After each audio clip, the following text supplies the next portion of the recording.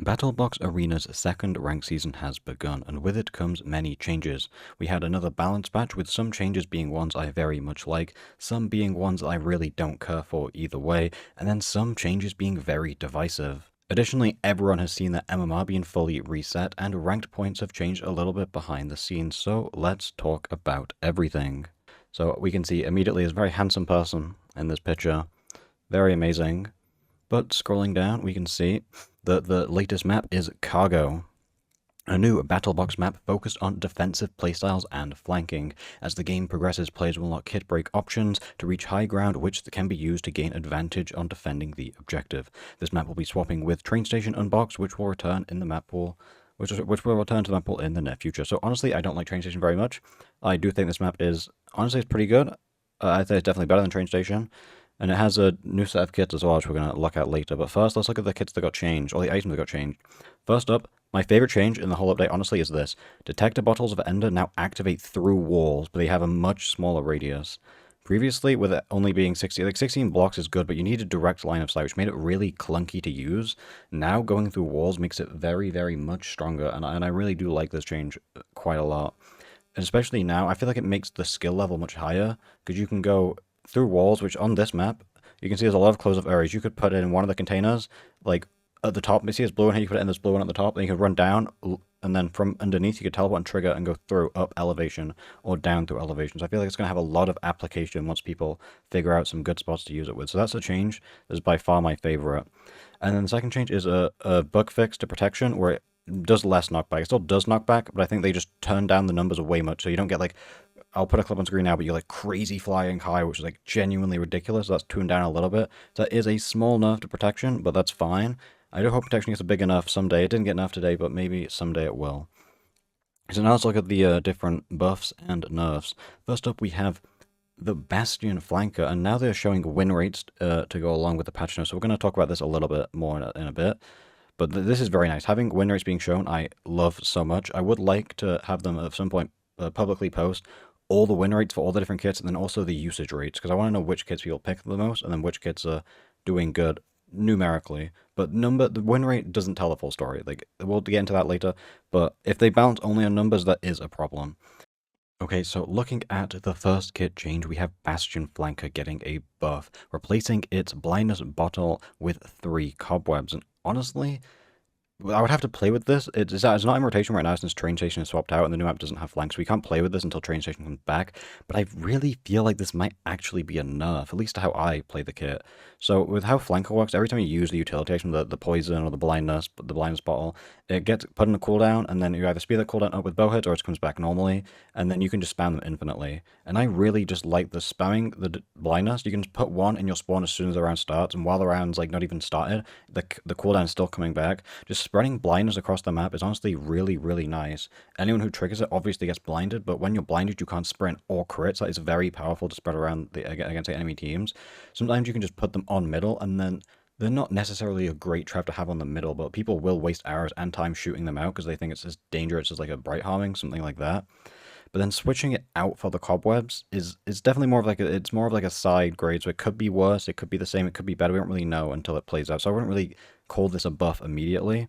But they said, though, the kit's meant to have most of its power from spamming poison orbs throughout the map with the passive, and then they think the blindness balls aren't particularly useful, which I do disagree with. I'm not sure like how much feedback they had from this. I'm not sure if they're just looking at the numbers and saying, oh, it needs a little buff, and then just doing this without really thinking too much. Cobwebs are very situationally very nice. It's the kind of the thing. There's like the blindness balls are also situational, so are the cobwebs. So in some situations it will be a buff, some it will be a nerf. But personally, I do prefer it before the changes. Okay, next up, Standard Baller getting a buff. Very small one, 6 arrows to 8. Honestly, it's a very small change, but given that this is the default map on the default kit for Baller on Classic, and Classic's a very bow-heavy map, those extra 2 arrows honestly will go quite a long way. But the Ballers as a whole got very buffed this update, which we'll skip to the very end because I think it's an important change to mention now. So all orbs had the radius increased dramatically, this is the most divisive change. A lot of people have a lot of backlash about this change specifically, and I honestly do agree with a good amount of it. So the regular orbs that explode like instantly, going from 4 to 5, quick times 5 to 6, and then timed orbs 7 to 8.5. I mean, they have an absolutely huge radius.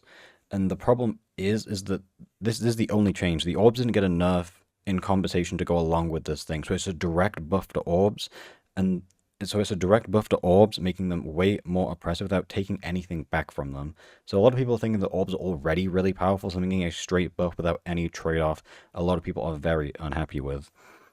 And I will say, honestly, I do agree. I do think the idea of increasing the orb radiuses a little bit is fine, but it does need to be toned down a little bit to be less oppressive. So my thoughts, you could honestly just go, make it like 4.5, 5.5, 7.5. So it's still a small buff, but still nowhere near as oppressive. What I think they need to do more importantly is change how the orb fall off works.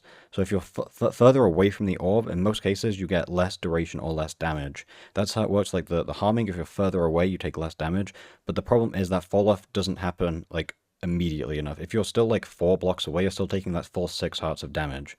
So they really need to look at those numbers and kind of make it so if you're directly on the orb, you're taking 6 hearts, but then the quicker you move away from it and less blocks, then it does less damage. And then some of them don't have that fall off at all. So like the bright harming, for example, it has the damage fall off very similar to the harmings, but the glowing effect it applies for 10 seconds has no fall off whatsoever. Meaning now you could be 8.5 blocks away from a bright harming orb and still get the full 10 seconds of glowing, which being seen, through the wall for 10 seconds, that's a sixth of the whole round. And then if there's a sharpshooter in the game, you're then taking an extra 1.5 damage later on in the round if you get hit.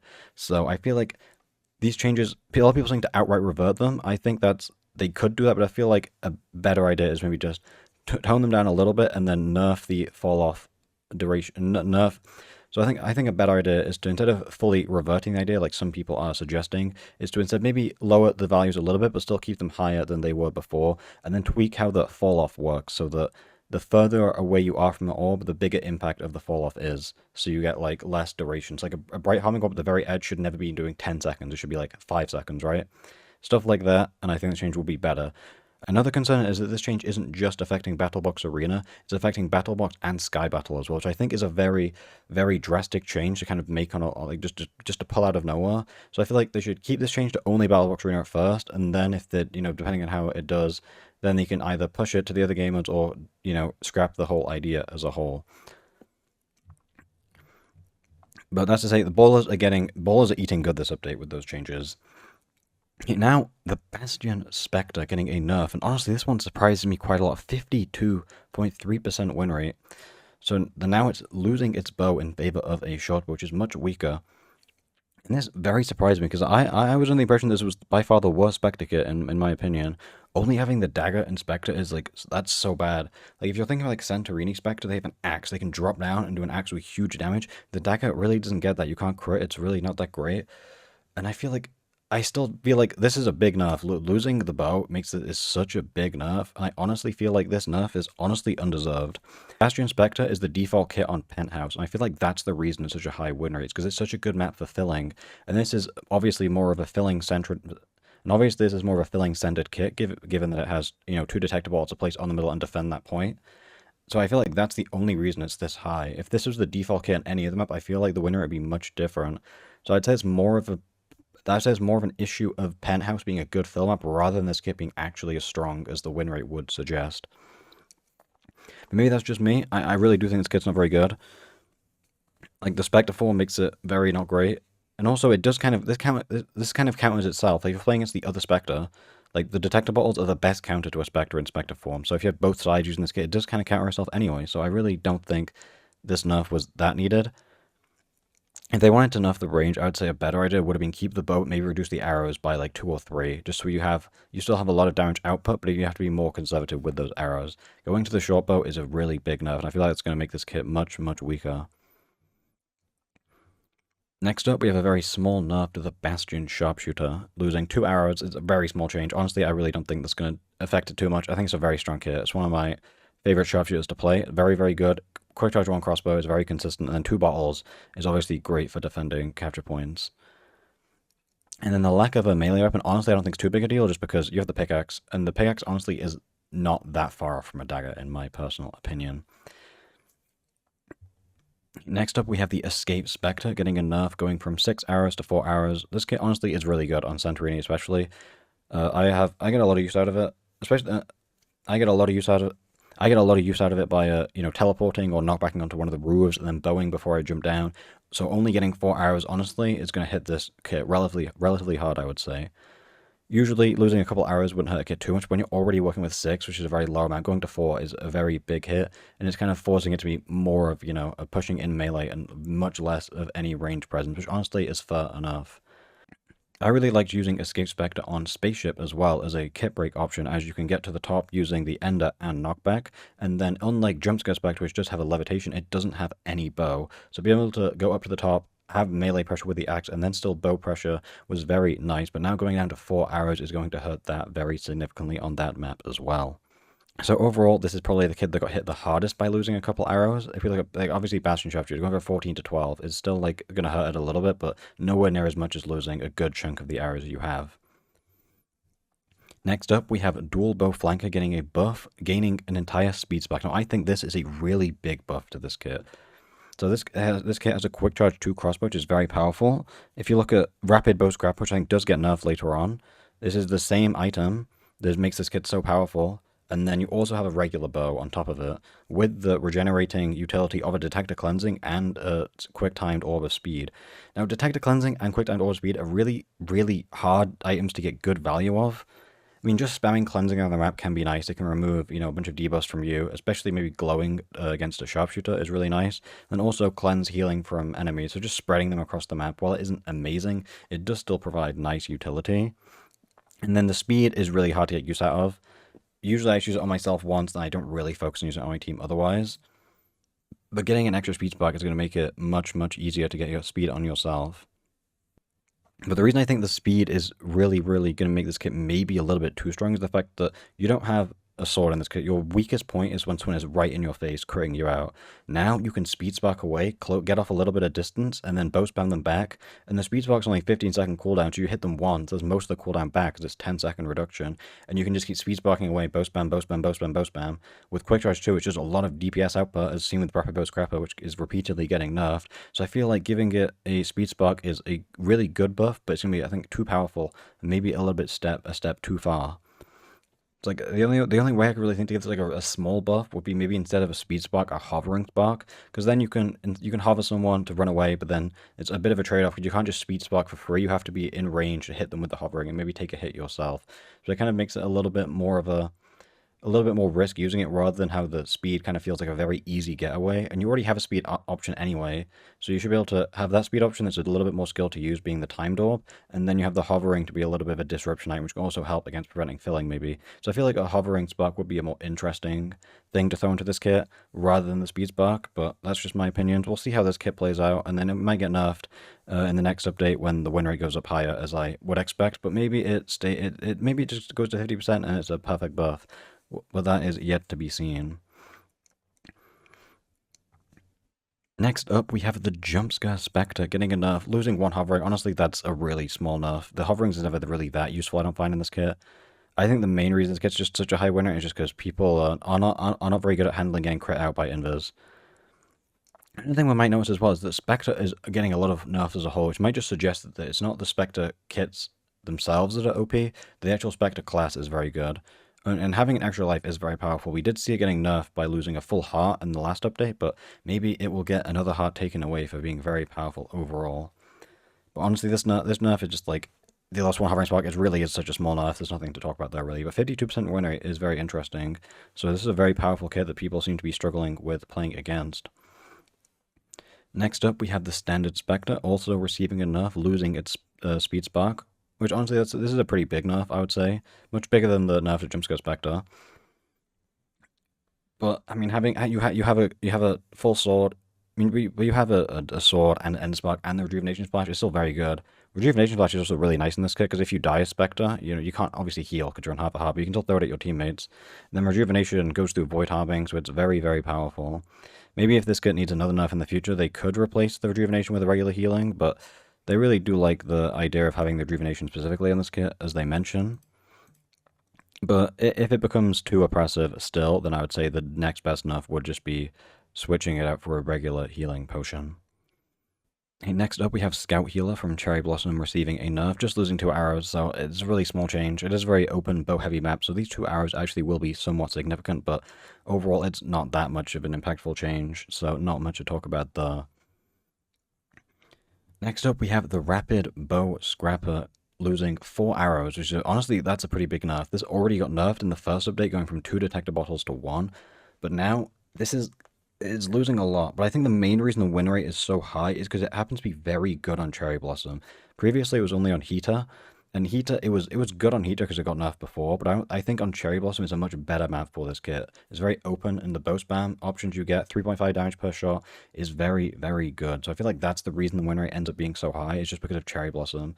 I'm assuming if we get the Heater switch out back for it, the win rate's gonna completely drop just because the map isn't as good for this kit as Cherry Blossom was. But that is yet to be seen. If they want to nerf it further, I would honestly say the best idea would be, instead of taking more arrows away, to be switching out the bright harming for something else, maybe like a poison bottle, because then that doesn't have the lethality. Poison can never kill you, right? Poison can only get you to half a heart, so something like that could be maybe a better addition, rather than taking too many arrows, because if you take away more arrows than 12, it's going to end up being kind of going away from the identity of the kit. I would say the crossbow is the main identity of the kit, and if you want to take anything else away, it should be changing out the utility item that it gets instead. Next up, we have the multi-shot sharpshooter getting a nerf, going down from 6 arrows to 5 arrows. Honestly, that's not a very big nerf. It already got nerfed from, I think I might have had 8 arrows before the previous update, so it's getting nerfed even further. And then we see the same with the multi-shot trickster losing another arrow. These changes aren't going to be that impactful. They already kind of run out of arrows quickly, I find, but you can pick them off the ground. I think losing 1 arrow is not going to make too much of an impact, but it will still make a small enough impact that I think it will just tone the win rates down just a tiny bit, so that is fair enough. Okay, next up we have a very interesting change. TNT Gadgeteer getting a buff, simply gaining 1 extra TNT. Now this is a change I really like, but it also confuses me, because I personally believe the Gadgeteer is the worst class in the game by far, and the only good thing about it is TNT Gadgeteer.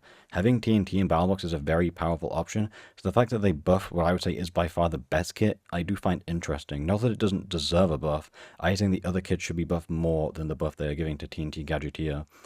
One idea that I really like that might be controversial is just giving every Gadgeteer kit 1 TNT, and then obviously giving an extra 1 to TNT Gadgeteer like they have done.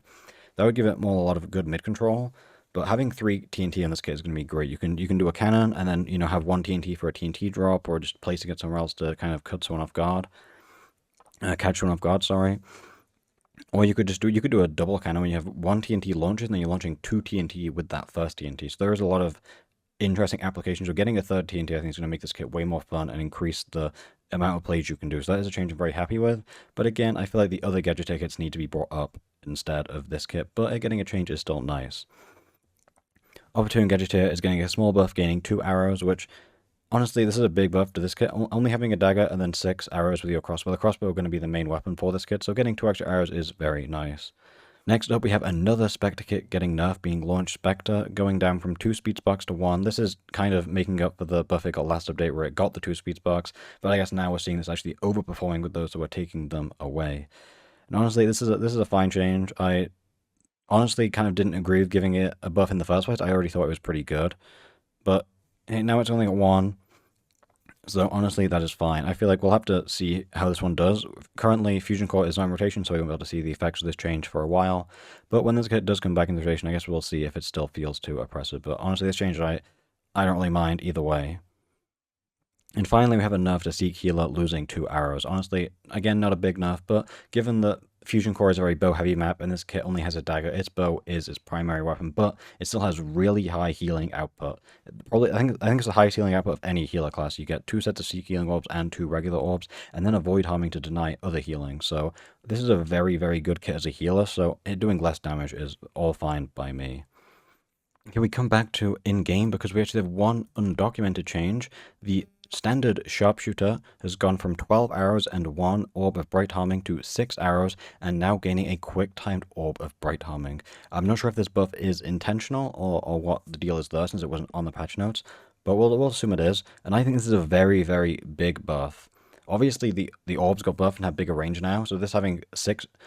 Obviously, the orbs did just get buffed as well. It's ability to have much bigger range, so it's much easier for you to apply this glowing. And then with Sharpshooter, every time you hit someone with glowing, there's potential to deal 1.5 extra damage later in the round. So gaining an extra source of glowing is a very, very big buff. And this is going to be very easy to hit with those new buffs to orbs. And I do really like the change overall, though, just because previously Standard and Seek Sharpshooter were very, very similar. So now it kind of gives this kit its own identity. But I do think this buff might be a little bit too big, so we might have to see this swapped out with something else. Okay, so that's it for all the balance changes. Now let's look at the new kits on the new map, Cargo. Okay, so Cargo has Scout, Baller, Opportune, Flanker, Cobweb, Hero, Peak, Ranger, Multi-Shot, Trickster, and Sustenance Sharpshooter. The Scout Baller, this kit is honestly kind of stacked. You get a normal sword and a crossbow, 8 arrows. That's like already a very good base for any kit. And then you get a timed orb bright harming with that new 8.5 radius, which is very, very insane. A quick timed orb bright harming, and then 2 cleansings. So this kit honestly has really interesting dynamics, I find, because you have 2 things that apply glowing, but you also remove the debuff. So if you're playing against a Baller, you can take your own Baller, and then you can use the cleansing to kind of counter it. And then Baller already kind of has like a counter in itself, because you pick up the enemy Baller's orbs. It's kind of like a dragon type in Pokemon, and the fact that it's super effective against itself. If they have a Baller, it's good for you to take a Baller yourself. But if they don't have a Baller, then maybe you don't want to take a Baller, and you would rather have something else. But if you find yourself playing on Cargo and the enemy team has a Baller and your team does not have one, I would very much recommend you switch into a Baller, at least someone on your team, because it has very powerful utility against countering itself. Okay, next up is Opportune Flanker, and I think this is probably the strongest kit they have released in this update. It doesn't have a sword, but it has a bow with 14 arrows, an orb of void harming, and an orb of harming, and a speed spark. So this kit, I played with it a little bit on stream, and it is honestly, I think, it's very, very impressive on certain maps. So of course, all the flank utility goes on a cooldown because, well, it's a flanker kit. So the speed spark is 15 seconds, the orb of harming is 20 seconds, and the void harming is 25 seconds. And then every time you hit someone with a bow, you get 10 seconds taken off all those cooldowns simultaneously. And these have really high damage output. Only 2 hearts and 1.5 hearts doesn't feel like a lot, but they're very easy to hit. They fire instantly like a crossbow, and they can hit through walls, and you don't have to be accurate with them since they have such a large radius. And then you can throw these back to back, do 3.5 damage. That's the same as a normal crossbow, and then land like 1 or 2 bow hits and get that back immediately. And then this is AoE and replenishing. This is by far so good. And then the lack of sword doesn't really matter because you can get away and reposition with the spark of speed. So in the right hands, on the right map, I think this kit is absolutely like busted insane. And I feel like it's going to get nerfed in the next update immediately. And I would say probably the easiest way to nerf it is just make the cooldowns on these longer. Make them both like 30 seconds, I would say maybe even longer. Or like take away some arrows or something. Make this a short bow or something. Just to make it less oppressive. Get rid of the speed. Honestly, you get rid of the speed spark. Just so then you kind of, because it's meant to be opportune, right? You're meant to like find find them a weak opportunity, but the speed spark kind of lets you get too many get out of jail free cards. Is the vibe I'm gonna get from this. So I think maybe take away a couple arrows and then get rid of the speed spark, and this kit should be fine. But we'll see how it plays out. Maybe other people won't find the potential of this kit, but I think it's very good. And also it does bring up an interesting interaction with the Baller, because the Baller can actually catch non-timed orbs, but it is very hard. But given that these will be thrown directly at you and probably spammed, the Baller might be able to run in and start catching them and pick them up and use them against them. So that'll be an interesting thing to try if you're playing a Baller against a flanker. But I get the feeling this kit is going to be very, very powerful. But maybe not on Cargo specifically, because I do think on Cargo, you would much rather have Battle Flanker with the Ender Spark or Flight Flanker with the Levitation. But on maps like Spaceship, this is going to be very, very oppressive. Next up is the Cobweb Hero, which has a stone sword, a bow, 10 arrows, a quick timed orb of blindness, a spark of absorption, and 4 cobwebs. Honestly, this is a pretty standard like hero. I think it's very good though. You know, you get the bow and the sword, very, very good. Absorption is nice. Cobweb's great for controlling mid, getting some, maybe webbing someone to get a kill.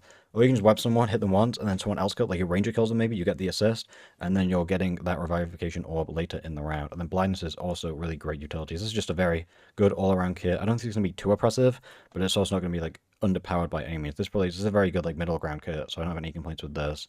Next up is Peak Ranger, which is the same as on Train Station.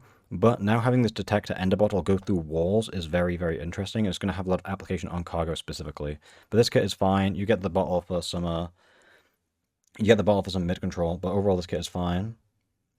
Next up is Multi-Shot Trickster, also from Train Station, and it got nerfed a little bit, it lost 1 hour, but I still think this is going to be a great kit. Trickster, honestly, doesn't care about having little util, Trickster honestly doesn't care about having a few arrows, I find, because how I play Trickster is you rush in, you speed spark in, you crossbow, you sword, you heal, you get one kill, and then you transform into them immediately, and then copy whatever utility they might have. And then finally, we have Sustenance Sharpshooter, which has a short bow. And then finally, we have the Sustenance Sharpshooter, which has a dagger, a heavy crossbow, and 8 arrows. And then paired with a Spark of Regeneration and a Potion of Regeneration. And I feel like this is the second best kit. This kit is very, very powerful.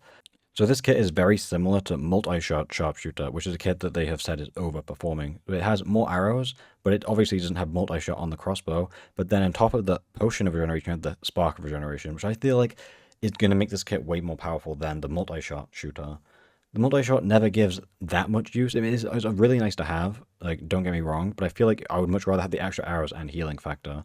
And then the healing factor of the Spark Regeneration is also very interesting because you can give this to your teammate if you need it, if they need it, and then you have this for yourself. So you really do get kind of you're kind of like a support healer and a self healer depending on what the situation calls for. But I think this kit's definitely also going to get nerfed in the next update. It feels like it's very, very powerful. Coming back to the topics of win rates that they show, I want to talk about a concern I might have. So if you're balancing kits only based on numbers, on paper that makes a lot of sense. But the problem is, in practice, is that these numbers don't actually line up with how the kit might work. So for example, you could have a kit that's really powerful in the hands of good players, but then in the hands of a weaker player, it ends up being very, very bad. So if you only look at like bronze ranks, you could see this kit might be very much underperforming. But then if you look at master, this kit could be overperforming by a significant amount. And then if you look at the whole like picture, from bronze to masters, the kit might look like it has a 50% win rate and thus look like it is balanced, even though it has fundamental issues in certain ranks. I think a good example of a kit that has a big range and skill gap is the dual bow flanker. It is very hard to use with the cleansing bottle and the speed orb, and then having the bow and the crossbow. I feel like it makes it kind of have a really wide skill gap of how to actually use the kit effectively. So at the very high level, it can be very oppressive with having quick charge 2 and using all the utility items in, situations where they actually provide meaningful value. And then on the lower end, they're probably going to get, one shot by a Spectre because they get pushed melee range and they don't know how to fight without a sword. So I feel like this kit is kind of one where it's like, this is another reason why I don't think it needs the buff. I think it's because in the higher range, this buff is going to be very impactful, and then the lower end is still really not going to bring it up too much. So if you're looking at only games in Master compared to only games in Bronze, I feel like the winner should be very, very drastic, and that should be something that is also considered when they make these balance changes. Another idea I want to talk about is the fact that some kits might be so powerful that they actually have a perfect win rate. So they obviously want 50% win rates, as the vibes I get, but let's say you had a kit, like they made a kit called Super Scrapper, and it has a Sharpness 10 Netherite Sword. If it's that good, every player is going to pick that kit every single game. So say it's the, basic kit on the new map. Everyone's going to pick that kit, but if every single team is picking this new kit that's really powerful, the win rate is always going to be 50% exactly. So if they're looking at just the numbers and they see the exact 50%, it might look like the kit is perfectly balanced, but actually, it actually could be very much, very OP. And I think the best example of that would be a Power Ranger on Spaceship. I feel like it's almost an essential kit to have. Having the Ranger on, I feel like it's almost a very essential kit to have in that map. Everyone should always be using it. The top fight on Spaceship feels like the most important part of the whole round. And then the map is so open that if you have a Ranger uncontested, they can absolutely wreak havoc. And the only real way to contest them without kit breaking is by also picking the Power Ranger on your own team. So I feel like that will be a kit that has a very close to 50% win rate, while also being very powerful. But the problem with that kit is that it is powerful in Spaceship. It's like built for Spaceship exactly, it feels like. But then other maps, the Power Ranger really isn't that good. But that's just another thing to think about, is that maybe a kit at exactly 50% win rate might be more unbalanced in practice than it looks like on paper. So it is really important to not only look at the numbers, but also just look at how things play out in practice. Now let's talk about the one kit that I'm really surprised didn't get nerfed in any capacity. In fact, it actually got buffed indirectly this update, and that is the Battle Baller. You get a stone sword, a crossbow, a bunch of arrows, homing orb, and a spark of protection. And I feel like this kit is so good, and I'm really surprised it dodged all the nerfs. Like the main reason is just the fact that protection is like absolutely busted. fully negating all damage for even like 0.25 seconds is a long time. And the fact that this activates on a window, you pop the spark, and you get 2 full seconds where you're immune to all damage until that then happens. This is very, very powerful. You basically always get the first hit in a fight, and then you have a crossbow on top of that to combo with it, making this kit like such a good 1v1 kit. If you like to rank like all the Battlebox kits, like fighting each other in a 1v1, I would say Battle Bowler is by far one of the best. It's so, so good, and the fact that it's dodged any nerf to me is very surprising. This kit might be an example of the 50% win rate issue I was talking about. If you look at a map like Courtyard Unbox, where this is the default kit, I feel like this is almost always picked. And it's always picked because it's so powerful, and then obviously then it's going to have a 50% win rate. But I feel like this kit is one that is definitely deserving of a nerf in the next update. I think the only drawback of this kit is the fact that it's so good. And that is because on Courtyard, you also have Trickster. And Trickster, well, copies other kits. So if you die as a bowler, you're then opening up the enemy Trickster to transform into you and then abuse your strong kit back. I genuinely feel like that's the biggest drawback of this kit is that it is so strong. So I really hope we get a Battle Bowler nerf, or just a general protection nerf is one I really want. Maybe just half the duration, make this a 1 second window so it takes a little bit more skill to use and you can't use it around a corner and then run in and then, have it be a lot. I feel like it should be less duration so it's easier to wait out maybe rather than having to just push in and spam click just to get rid of it as soon as possible. But that's the only kit I really want to talk about that didn't get changed. Everything else I think is mostly fine. And then obviously we have the new kits which are going to get tweaked in the future. Okay, well, that is all from me today. A very different style of video, just talking about, the general patch notes, to give you my thoughts on the update. If you like this style and would like to see me do this more for future updates and balance changing, giving more opinions on updates and what I think they could do differently, be sure to let me know. I would love to make more discussion style videos, but that is all. So thank you so much for watching, and as always, goodbye and subscribe.